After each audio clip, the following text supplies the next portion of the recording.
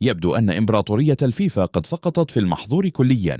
تسريب صوتي مزلزل يكشف الحين عن الكابوس المسكوت عنه في الكواليس. رفقاء الأسطورة ليونيل ميسي دخلوا نهائي كأس العالم التاريخي وهم يعلمون تماما أنهم مرغمون على التنازل عن العرش الكروي. تأملوا هذا المشهد مليا قبل صافرة البداية بثوان معدودة. كان الممر المؤدي إلى الميدان الأخضر يفيض بسكينة الموت، ولم تكن وجوه لاعبي الأرجنتين تبحث عن المجد، بل كانت تتجرع خيبة وطن بأكمله. النجم إنزو فرنانديز يتوارى ليدفن دموعه الباكية خلف زملائه، بينما يهمس ليونيل ميسي بملامح حجرية باردة كلمة واحدة هزت الأرجاء: انسوا كل شيء. حتى تسديدة ميسي الضائعة والغريبة في الإحماء لم تكن خروجا عن التركيز أبدا، بل كانت بمثابة نداء استغاثة يائسة لجمهور وفدي، لجمهور لا يعلم الشفرة السرية. ثم انشق الظلام فجأة عن تسريب صوتي هز أركان المنظومة الرياضية برمتها. الصوت المنسوب لرئيس الاتحاد الأرجنتيني يعري المقصلة التي وضعت على رقاب اللاعبين في الغرف المغلقة. ثمن تاريخي يعود لراية